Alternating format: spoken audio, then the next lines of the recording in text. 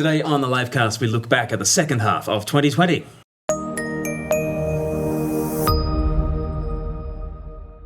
Well, we've already had a look back at 2020, the first 6 months, and what were some of your highlights in the first 6 months? I think in terms of just the discussions around it, I think the Matt Delahunty interview was a really interesting one. Lots of good stuff there. I'm not sure I would describe. I was going to say the other one, the plague one. I'm not sure I'd describe it as a highlight. Yeah. But it certainly stands out because of the season we're in and we were going into at that time. So Right. And as we continue on into the second half of 2020 in our look back, so in June I was asked to do the speech at the March for Life, and they decided not to do that in person during the pandemic, but instead to have an online event. And they said, could you produce a piece of video for it? And I thought, how do you bring together the realities of what people are facing with the pandemic with another plague, a plague on the unborn, which we are inflicting on them? How do you bring those two things together? And we came up with numbers.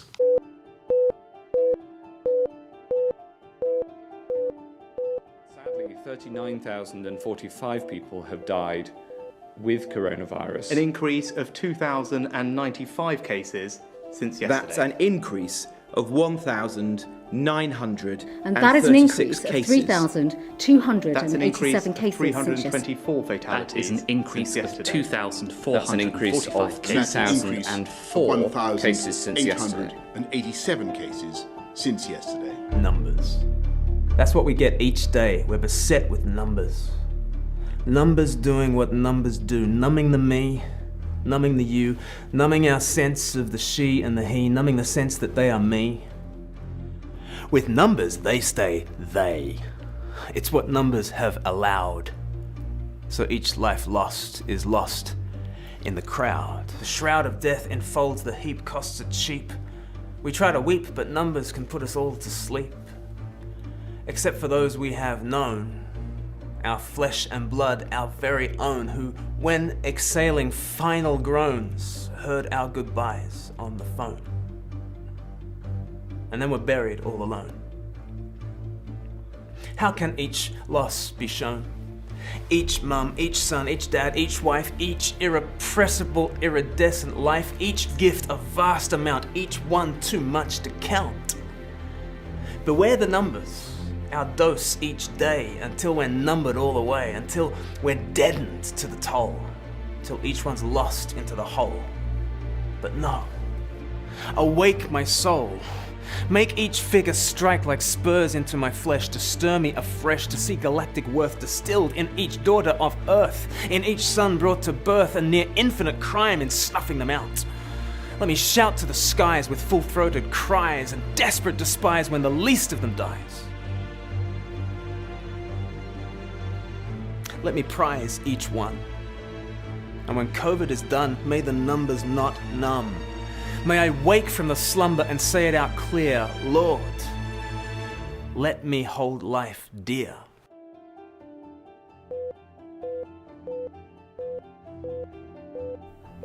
Because someday soon you will hear that the peak is long past and we've got the all clear. The lockdown has lifted and friends can draw near and we will cheer. But let's be clear, the numbers are not what they appear. Each year in this land, understand we have 4 COVIDs. In this nation, 200,000 terminations. A 4-fold pestilence devours these isles. The dead in piles, a hideous mount. But do they count? In heaven's account, but what will we say? Each day, 550 slain, they are Abel, we are Cain. And the righteous blood cries out in vain. It does not enter our calculation. We deem it beneath our briefing the nation. We only make public explanation of these when disease is pursuing, but not when they are our doing. And maybe you say it doesn't compare. I say that's fair. Because with the virus, we were afflicted. This black death is self-inflicted. Are you convicted? I'll depict another figure, this one's bigger. As I bring this number, I hear you numbing. You're ahhing and umming, you're drumming your fingers. Your mind is elsewhere. There you go with that 1,000-yard stare. Are you there? By June, worldwide, 500,000 have died of COVID. As I've said, each one is plenty. But if we're counting in millions, abortions killed 20. And that's just by June. It's not stopping anytime soon. Every 4 days, it kills more than the virus. Let this truth fire us. In 96 hours, it devours just the same, but without the fame. This, friend, is our silent shame. So awake, my soul, make each figure strike like spurs in my flesh to stir me afresh, to see galactic worth distilled in each daughter of earth, in each son meant for birth, and near infinite crime in snuffing them out. Let me shout to the skies with full-throated cries and desperate despise when the least of them dies. And when COVID is done, may the numbers not numb. May we wake from the slumber and number each one.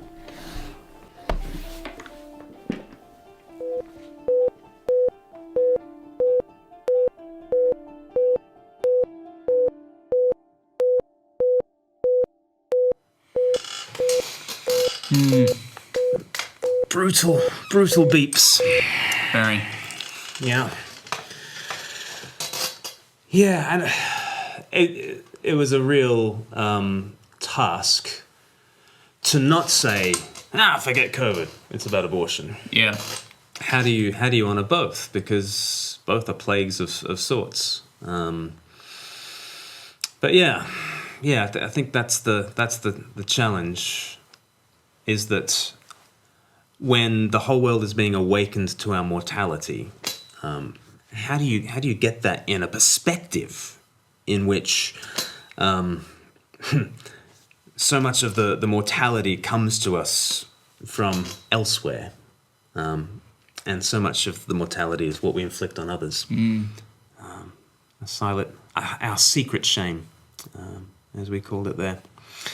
Yeah, it's one of those things, isn't it, that it's hidden away, so it's easy to be out of sight, out of mind, and in many ways the church hasn't hugely woken up to it yet, I don't think. No. Let alone society. No. But yeah, when COVID is done, there's still this to focus on. And I did a little seminar around about the same time in June. There was a book coming out co-authored by Vaughan Roberts, and we did a Q&A session afterwards, and somebody asked, should we be addressing abortion in our sermons? If it doesn't come up as I'm working my way through Amos, or as I'm working my way through 1 Corinthians, if the subject of abortion doesn't come up, why should I mention the topic? And I just sort of thought to say, I wonder, have any of you mentioned COVID in your sermons? Right. Because by January 4th, we'd lost as many to abortion as we had to COVID by June, right? Yeah. And if we're not mentioning abortion, but we are mentioning this other cultural phenomenon called COVID, where are our priorities? But, so that was numbers back in June. And another thing that happened back in June, do you remember Dominic Cummings? Yes. How do you respond to the? It felt really intense, didn't it? The media kind of spotlight shining down on. Yeah, absolutely, it did. on Boris's aid. Let's have a look at the beginning of one response to Dominic Cummings. Passions are running high.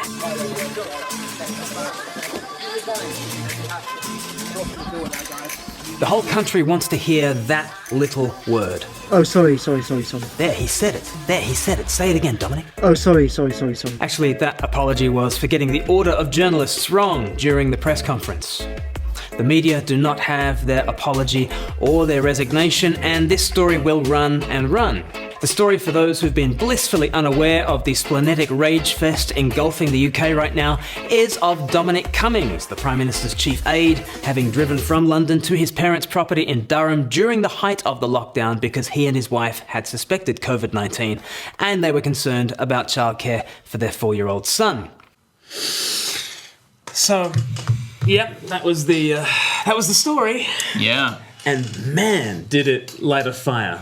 Yeah. Well, I think at the time, I remember saying it's the kind of thing that would have blown over more quickly had someone just stood up and said, you know what, you shouldn't have done it. Yes. Yes. You know, even if, you know, a lot of people are saying, oh, he should have lost his job. And I mean, of course, he's gone now anyway. Yeah. But people are saying he should have lost his job. I think even if he hadn't lost his job, but he'd apologised, and if Downing Street had said, no, that wasn't, it was wrong. Yeah. I think a lot of people felt, I think particularly because you've got to remember at that time, this was the point where people were dying and people were saying, you can't go to the hospital to see your dying relative, you can't go to the funerals. Yeah. They were like people burying their teenage children and not going to the funeral. Not being able to be and then there, you've got this guy saying, oh, I just wasn't sure my eyes were okay, so I drove half an hour in the opposite direction. Yes. And I think a lot of people just felt, well, I certainly felt, you know, there was nothing but contempt for, you know, the average person, you know, in that. Yeah, totally. But yeah, how do you then speak into, you know, a situation in which like the fever pitch of people's views on this were like really religious? And so I you know, in that video, and then I did an article for Premier in which I spoke about the 10 things that everybody agrees with, no matter whether you're a Dominic Cummings, you know, defender or you think he's the scum of the earth. Here are 10 things that everybody kind of agrees to, and these are the rules of the debate. But what do people notice about all these 10 things?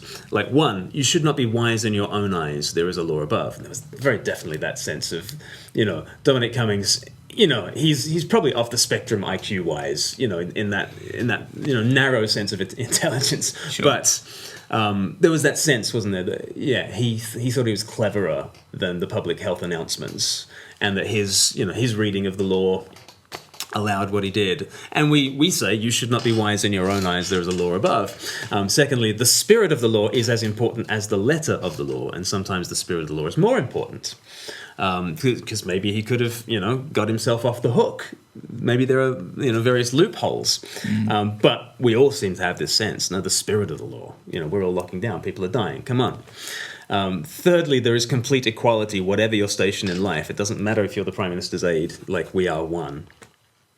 I think the fourth one is huge. Hypocrisy is intolerable. Like, you hypocrite. It's just the, you know, and there've been, and it happens on every side of the political divide. So, you know, there are all sorts of videos of, like in America, whether they're Republican or Democrats, saying like at Thanksgiving, you just got to hunker down, and then literally having like given those videos, they then get on a flight and go and see family and in a sense, we love those videos because it points the finger at other people's hypocrisy. And that might distract from my hypocrisy. But we all feel like hypocrisy is intolerable. Self-justification is ugly. Admitting your errors is a strength, right? You said he should just come clean and admit his errors. What? Yeah. I think that would have been a simpler thing for all involved, wouldn't it? Yeah. But, you know, like every other culture thinks that's weak, right? What do you have to believe in order to think that admitting your errors is a strength? Number 7, rulers are not above the law. They should put themselves under it. Number 8, leaders are servants. They're ministers even. Number 9, no one should lord it over others. And number 10, self-sacrifice, even of an innocent victim, can be the very noblest act. So let's even imagine Dominic Cummings was entirely innocent of all charges. Imagine. He could then fall on his sword, couldn't he? And there's a nobility to self-sacrifice. Sure. You know, in that as well. And yet, what do you notice about all these 10? Like they're nuts. Like according to like pagan philosophy, it's entirely Christian. I keep saying, you know, we're hurling Bible verses. Although even most of the pagans, will agree with a lot of this, won't they? Because they're so Christian. Yeah. They just don't know it. Well, exactly. Exactly. We're all hurling Bible verses at each other. We've forgotten the references. Yeah. So, but we had noticed before 2020 how religious things had gotten, and the heightened, you know, tensions around issues, you know, to do with identity and race and gender and all sorts of things. But we've talked, haven't we, about the removal of God? Yeah. And then politics moves up. And all these things move up a level. So now the politics side of things is the religion, is in the religion spot. Right. So people are very prepared to go all out for their political views. Yes. It's heaven or hell. Yeah. Yeah. Yeah. And then what has to get sucked up as well is entertainment and sports now has to be political. Yeah. And it's just like, Hollywood actors are now telling me how to vote. And like, yeah. I think we tell you what to say. Isn't that your job? Yes. we give you what to wear. We give you what to say. We make you look really pretty. Right. Stand on the cross, say the line, all right? Wear what we told you. We'll give you a shiny orange statue. I do remember last time we did have to issue an apology for our denigration of actors, basically. If you're affected by anything we're discussing, we're sorry if you're an actor. Really, we are sorry if you're an actor. But that was Dominic Cummings. Remember that? That was just 6 months ago.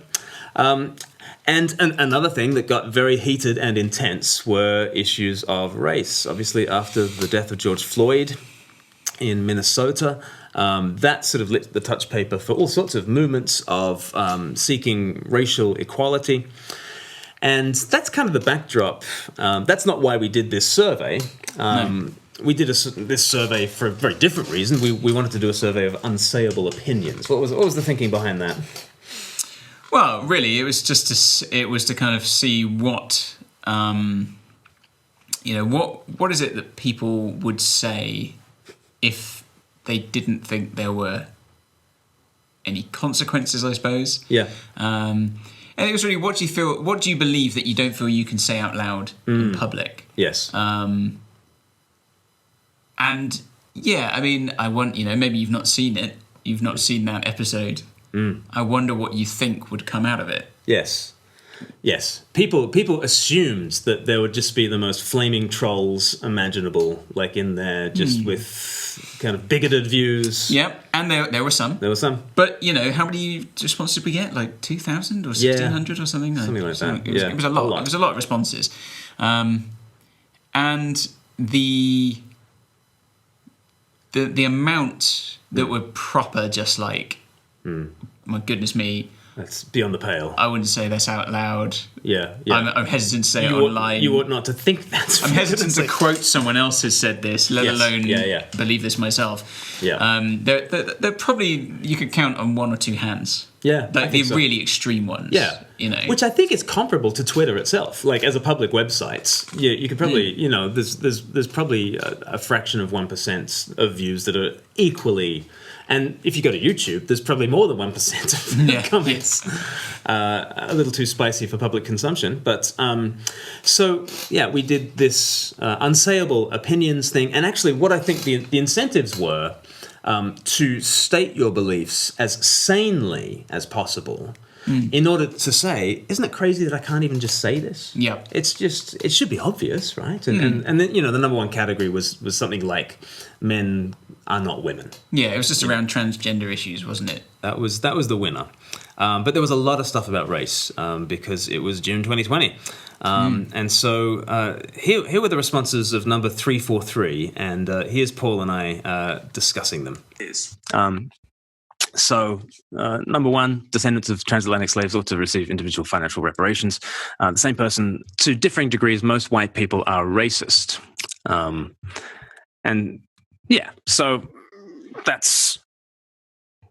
I can agree to that to the degree that you say a white person in a majority white culture could go along with the majority bias of the majority, and whether explicitly or implicitly have all sorts of bias. I'd just be reticent to attribute that to the race more than to the majority nature of that white person who happens to live in a white society. I personally think it's unhelpful to bring race into that. I think all kinds of people can be racist in all kinds of ways. And so my argument is not to have a narrower definition of racism, but to actually have a more expanded definition of racism. I think it's very helpful to think in terms of, that baptismal liturgy of you fight valiantly against sin, the world, and the devil. The things that are against us and the things against which we strive are individual sin, but then these world structures that are political and social in nature, and then there's this demonic realm. And so I think we don't want to have just a narrow definition of sin, so it's just me and my personal discrimination. I'm totally with you, number 343. I'm totally with you if you want to say there can be systemic racism, there can be unjust structures. I'm totally with you, number 343. Are you going to be with me on this other definition of sin that's also the individual sin thing? Because I think at that individual level, I just want to go back to a bog standard kind of Martin Luther King Jr. definition of racism, that when you judge me by the color of my skin and not the content of my character, that too is racist. So I'd have pushback against number 2. And then opinion number 3 kind of followed on from that. But again, it kind of spoke in this way about white people in general. White people are more offended by being called racist than they are with the existence of actually racism.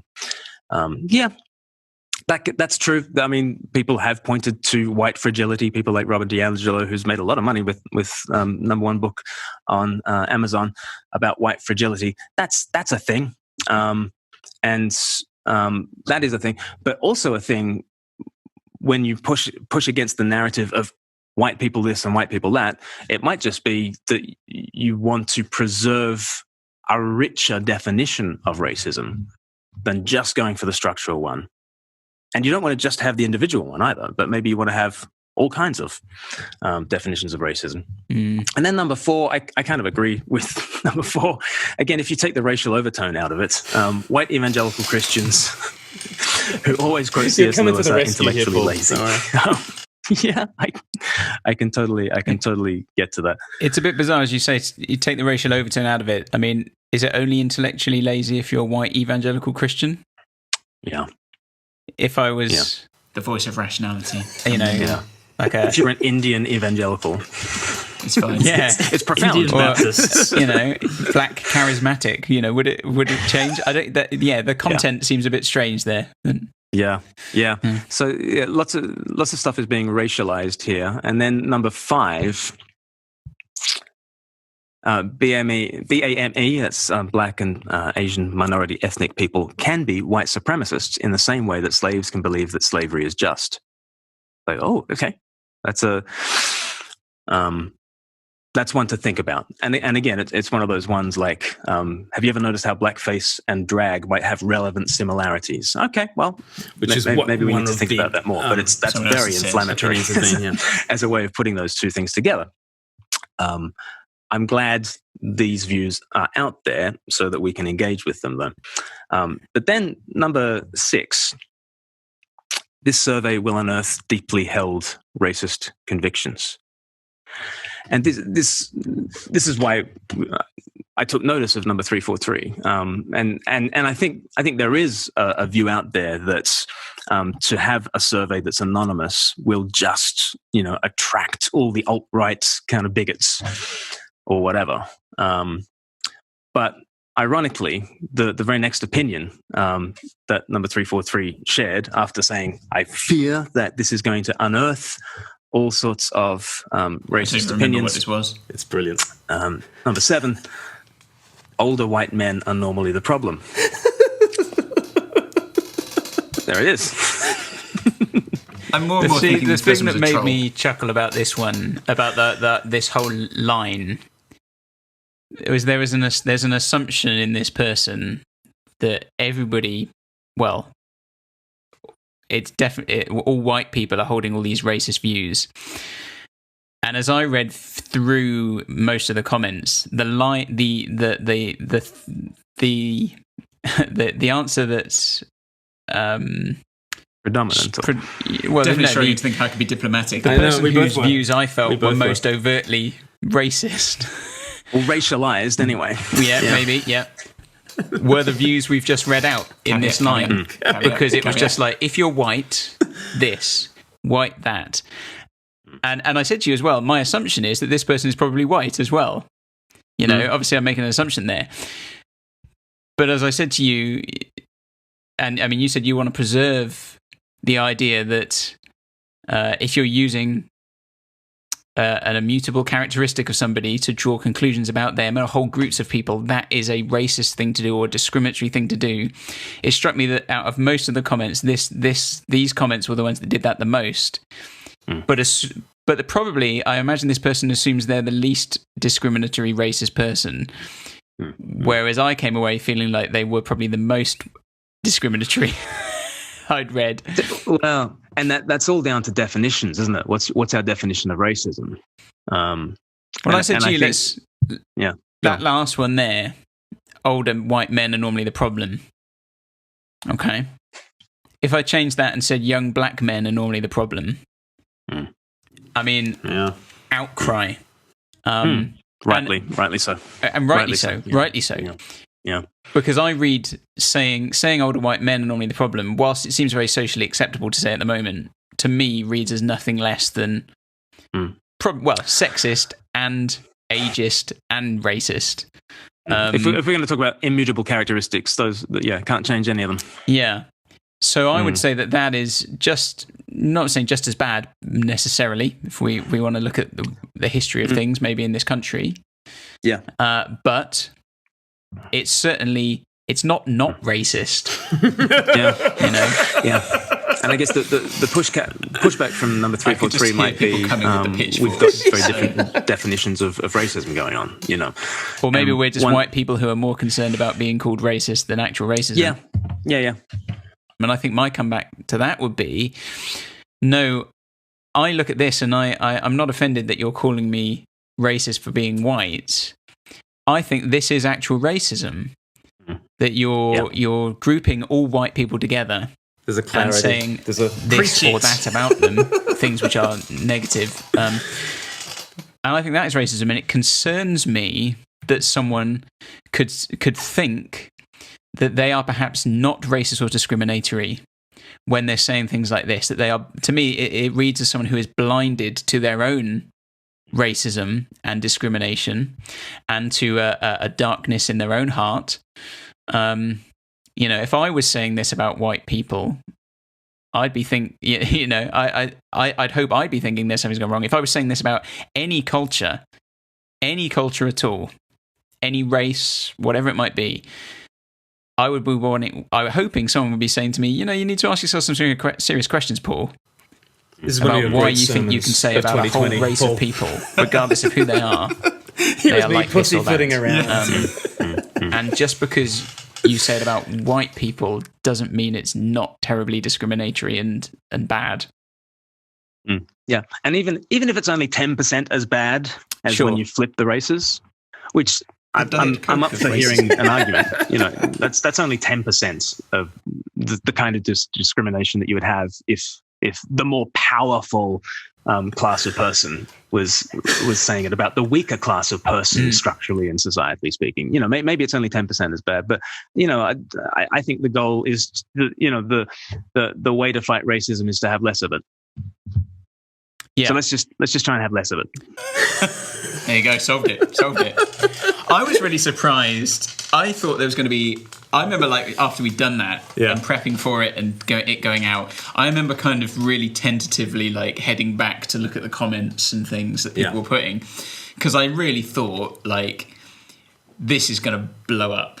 We're going to get some serious blowback from people who watched it, and it wouldn't have surprised me if people watched it and were like, "Oh, this is awful.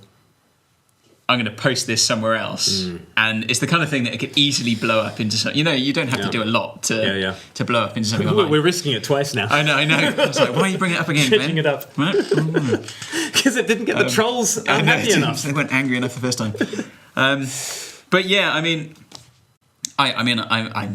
as I look back at what I said, I'm happy to stand by what I said. Yeah. On that, I don't feel I would change my views on it.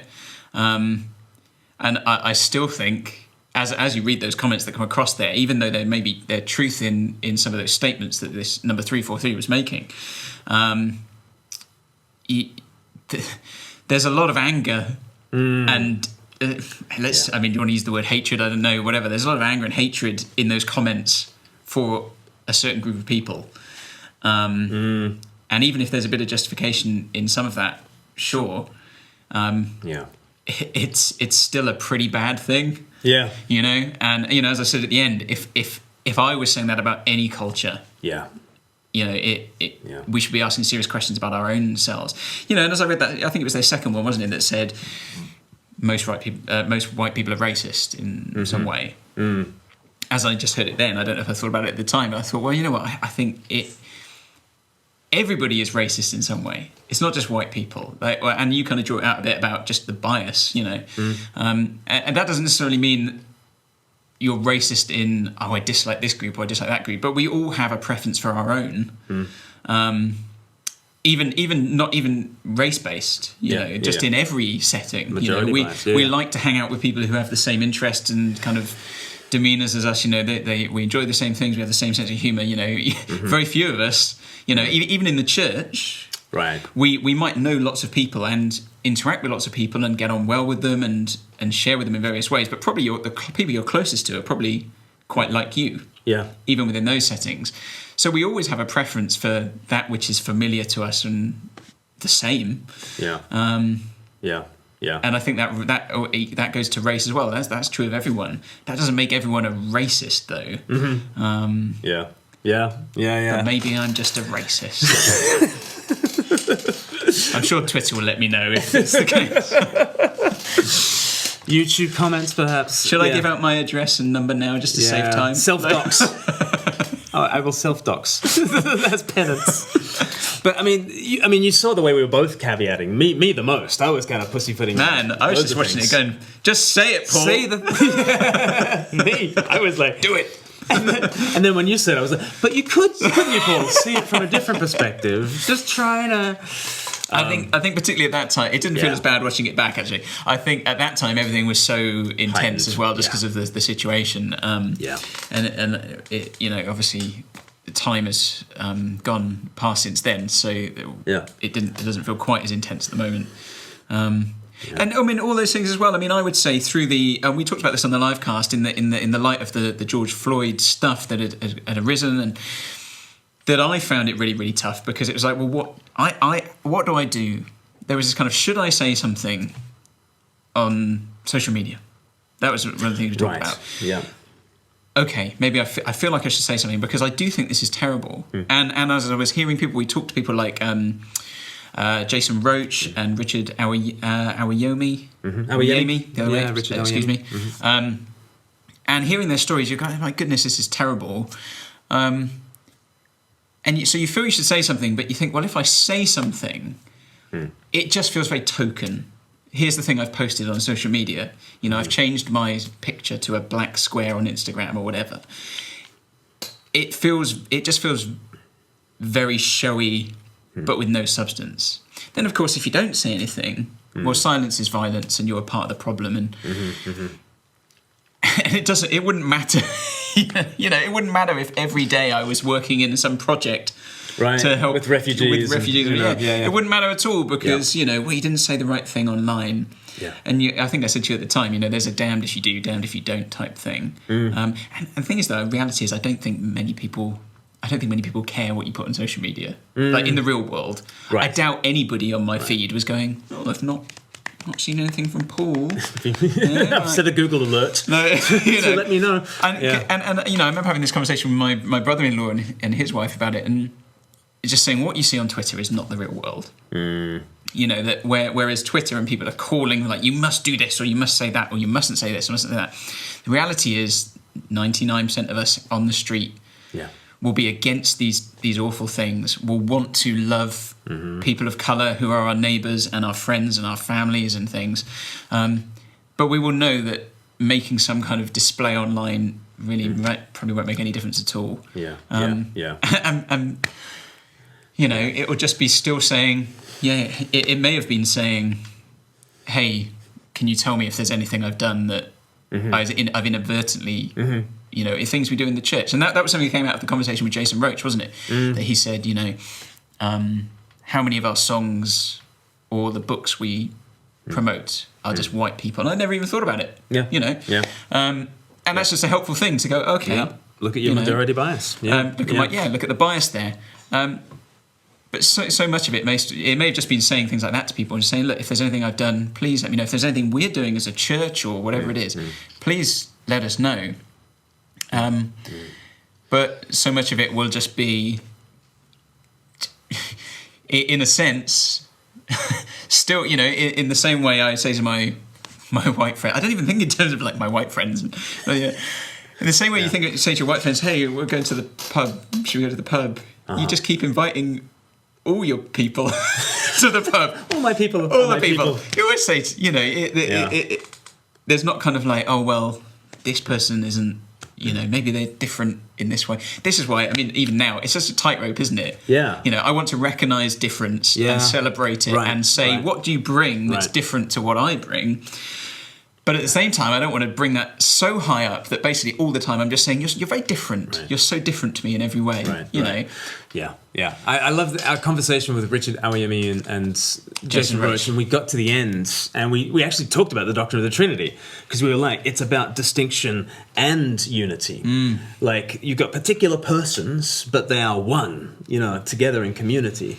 And what a model for our communities, that we should, kind of honour the particularity of the nations, tribes, peoples and tongues, because apparently they've got a future, The future is bright for nations, tribes, peoples and tongues. But they are not their differences are not steamrolled. And they're not dissolved into one another. There's a kind of a crunchy unity, together in Christ.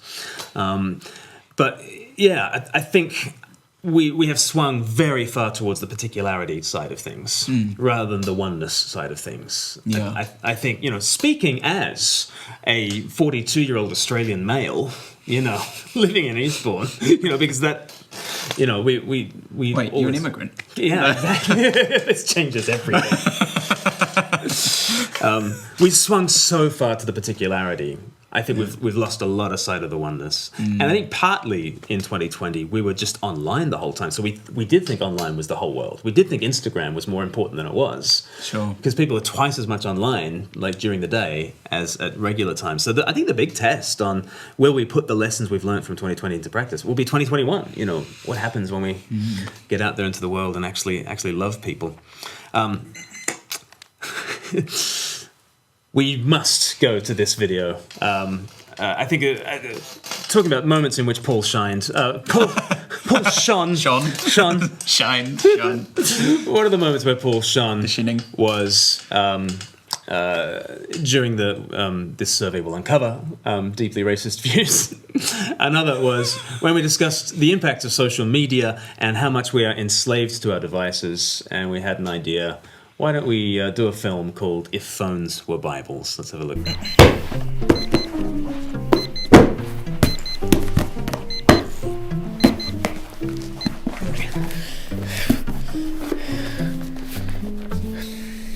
The old double chinage going on there. So. Oh, really? I didn't notice. There's no steam coming out from the cup. That was the problem. I put it in post, I thought. So You nearly done? It's been 20 minutes. Just be a sec. Emily, our Paul, office you got manager. the verbal sing clip lined up? Yeah, sure. I'll have it ready in a minute. Cheers. I love that. The triple take, quadruple take.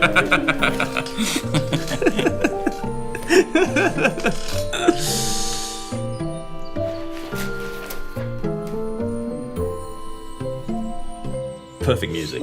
Oh yeah, just it really brings it out, doesn't it? What's the matter? Buffering. Oh yeah, I want to try it over here. Got better signal. This is the moment for me. This is Max's starring moment. I love it. Hey, are you on your Bible? Looks at the camera. Breaks the fourth wall. He was actually quite scary when he came at me. Like, an aggressive Kiwi. Mate, are you on your Bible? I've never seen Max so kind of animated, riled. Yeah. Perfect. This is one of our better performing videos of the year. And quite rightly so. You know those things, not the things we plough hours of time into, but took a couple of hours, didn't it? Yeah. Are you getting stopped in the street now? Yeah. Just getting recognised all the time. Phones are Bibles guy. Yeah.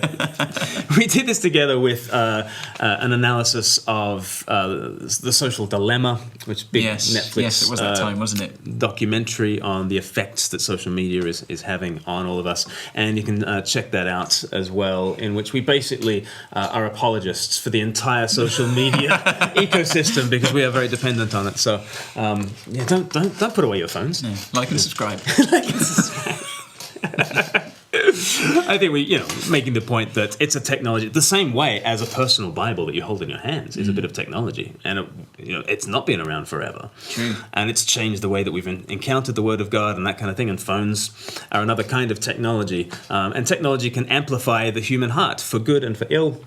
And it gives opportunities, but there are also very definite dangers. And being aware that they are trying to harvest your attention and doing all that they can to enslave you to your device. You need to be aware. And I think the big thing people talk about with social media is like harvesting like data in the sense of your data. Where's my data going and privacy? And actually, I think the biggest thing that came out of it wasn't so much what they're taking your data and doing with it. It was more that how they're sucking your life. Yeah. Your attention is constantly on this thing. Yes. So in one sense, I know they're using my data to do that, but in one sense, I don't care what they're doing with the fact I liked this page once. Right. Right. But it's more the fact that when I wake up in the morning, what am I going to do? Am I going to pick up my phone when I'm sitting with my kids? Am I on my phone? That's the thing where you go, that's not healthy. That's something wrong there. Yeah. Like I'll always remember my daughter saying, "Put away your phone, Daddy." And it's just this thing, like, put away your phone, Daddy. You idiot, put it away. So what are we going to finish with? We were going to finish with reset, but we've talked about reset loads. And reset will still be going on. It's still going on. When this comes out, isn't it? Yeah, totally. So we'll finish with Christmas. Christmas was our 3D animation, our trip into a snow globe. A boy looks into a world, a dark and beautiful but dangerous world. And the big question is, will he go there?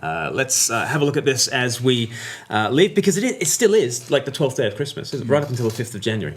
So it's still, we're still allowed to do Christmas, right? Yeah, I think so. Yeah. 12th day of Christmas. So we'll have a look at that. Guys, please do like and subscribe to us, because if you're going to have your attention sucked by anything, at least have it sucked by, biblical, theological, meaty, Christ-centered stuff. Yeah. Yeah, which can be found elsewhere online as well. And funny videos about if phones were Bibles. Brilliant. Well, guys, thank you so much for watching. We're going to watch our animation in a second, but we'll catch you next week. See you. See ya.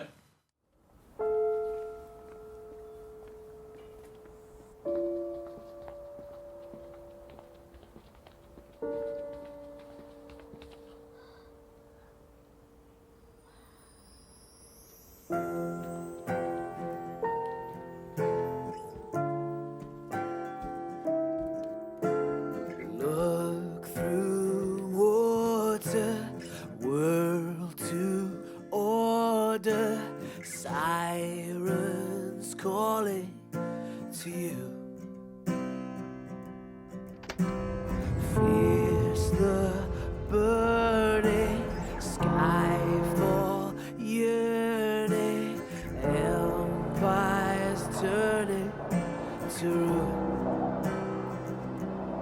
Let me go, cracked towers broken, floodgates open, darkness spoken, it's true.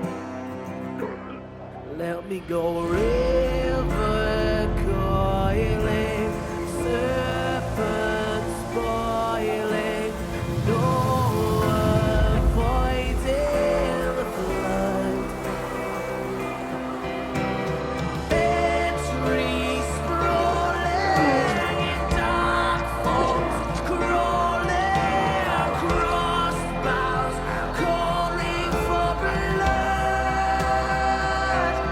Let me go.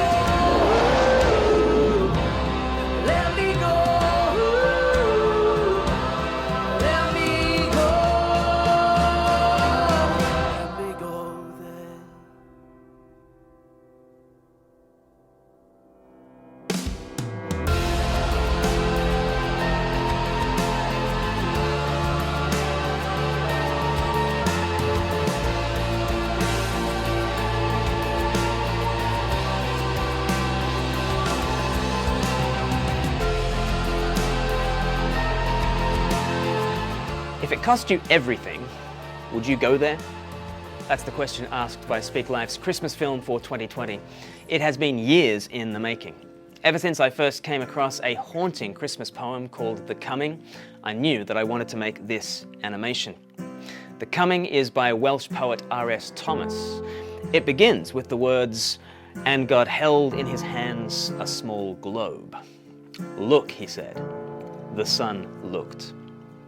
And what we then see in the poem is a world that is darkness and light. It is dangerous and compelling. It is beautiful and broken. It's the world that we know, a world we love, and a world that will be the death of us. The poem asks us to consider the world from God's perspective. It imagines a conversation between the Father and the Son, where the Son of God sees the world, where he loves the world, and where he knows that the world will be the death of him.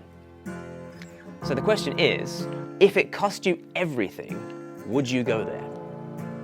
I mean, we are born into the world. We have no say. But if you had the choice to join this merry-go-round, and if you knew it would cost you everything, would you go there? Christmas is God's answer to that question. At Christmas, the Son of God says, "Let me go there. Let me join the world, this world that is darkness and light. It's dangerous and compelling. It's beautiful and broken. Let me go to my people who have wandered from my light and who have embraced darkness. Let me move towards them personally so that my healing light can transform them."